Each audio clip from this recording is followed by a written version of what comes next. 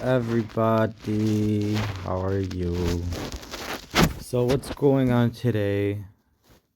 Let's see what's going on Twitter. Yeah, obviously, it's all full about what's going on in campuses and the colleges and all these protests and all this, right? Okay, well, I posted this video from Daniel Gladstein. Okay, this one. He says that the sale of Joseph by his brothers is why we're being punished today with blood libels, and he brings different sources from, uh, contemporary rabbis, modern rabbis, who talk about blood libels, and how the blood libels are really This Torah caused by class our is own brought to sins, you by Torah Anytime. The sale of Joseph. Okay, so what's the sale of Joseph, and how's it still going on today? Obviously, there's an element within the Jewish nation that we continue to refuse to recognize as part of us, You could look at Jesus and you could say it's Jesus. You could look at just all the Jews who go off the beaten path, who are hurt by their rabbis, hurt by the system, don't fit in, you know. So until we, as a community, really, really learn to provide for them and accept them as us, as part of us, we're going to suffer from blood libel. And the modern day blood libel is this, accusing Israel of genocide, It's all very, very confusing because, like, we want to stand with Israel against these, Hamasniks on college, but at the same time, we don't really want to stand with the state of Israel, would rather stand with, Torah Jews and look at the world and say, we are Torah Jews and we don't feel represented by the state of Israel. We don't feel a connection to the state of Israel. We feel a connection to the Holy Land and to the nation of Israel, but not, the people of the children of Israel, but not to this foreign government entity that instilled itself, But it's funny how Hashem does things.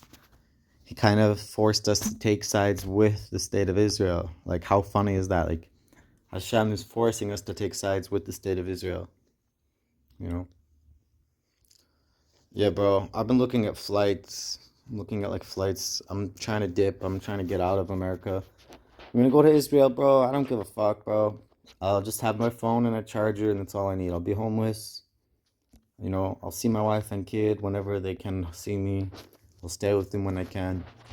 And I'll go travel, bro. The weather is warm. The rain is stopped. The rainy season's over. It's warm now. I can just chill, bro. Take the buses for free, not pay. Just travel where I need to be and go just chill in Israel. What the fuck am I doing in America? Like, yeah, I came here to get better because I was doing bad, right? I came here to get ketamine. They're not really giving me ketamine, like they are, but like it's a big joke. I'm getting like, very controlled amounts and like I'm not having it all the time. It's like, really? I came all the way to America and I'm here all the way in America for a joke of a drug. Like, what the fuck? What am I doing here? Like, oh, I should go work on the farm. Bro, I don't want to work on a farm. I'm sorry, thought I did. Maybe I think I do in the future. Right now, I don't really give a fuck. Like, honestly, right now, all I want to do is get high. Like, all I want to do is get high. And yeah, I'm not so far away. Probably, like, if someone offered me to smoke some crack cocaine right now, bro, I'd probably take it in an instant. And that's fine. I don't give a fuck. If I go to Israel and I end up in Tel Aviv again, I'm like begging y'all for money. I don't care. Like, that's Hashem's plan. It's not even my plan. Like, he hasn't presented me with an alternate reality. I've been looking, bro. I've been asking everyone I know, like, do you have a setup in Israel? Can you host me in Israel? Not even just now, like in the past too. But no one ever wanted to host me in Israel. Here in America, like, I'm being hosted. Yeah, very good. But like, honestly, I'm like just depressed as fuck, bro. I don't want to be here anymore. Like, I've been presented with a good opportunity here, but like, honestly, it's not for me. Like, I have zero motivation, zero interest. I don't even show up to the farm, bro, and I don't want to. Like, I don't even want to. Like, I just don't want to.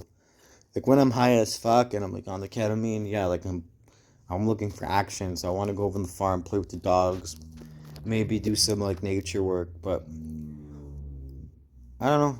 I don't feel any zero desire for it. Zero, bro. So I've been looking at flights, like, the flights were much cheaper last week. Now they're going up. I'm looking at flights from Miami also because, like, thinking to go visit my parents and my family. I don't know, I have all my birth documents and all the original papers. I want to drop them off at my parents' house before I leave. I don't want to travel with them. Could, it's just like, what's the point?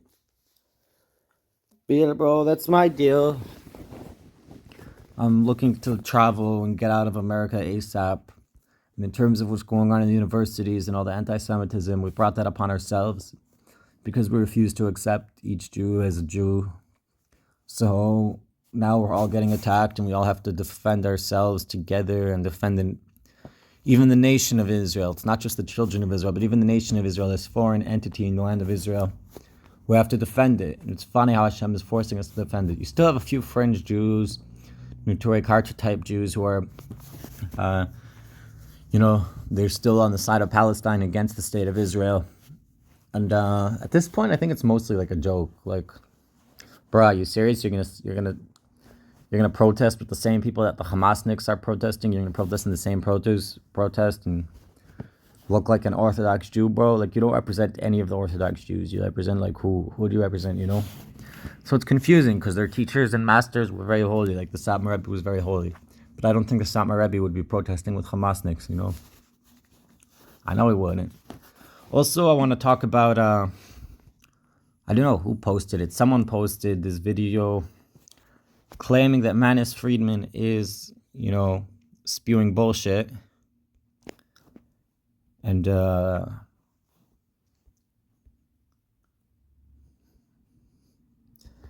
claiming Manis Friedman is a heretic. Aaron Feldman, he's the rabbi of the yeshiva in Baltimore near Yisrael. Like, he's a smart man, he knows what he's saying, but he's accusing Manis Friedman of misleading people.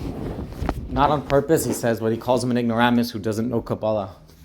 And it's like, my 2 cents in the whole thing is like, bro, like, I think Manis Friedman is right. Like, I don't think God really is judging us in this generation like he was judging us in the previous generations. And maybe he's judging us the same, but in the previous generations, he wasn't really judging them that harshly. Like, they just had to think he was, But, like, in our generation, that's not going to work. Like, I don't know. Like, I grew up in the way that Aaron Feldman teaches his kids to grow up. Where, like, you have to do everything or you're going to go to hell.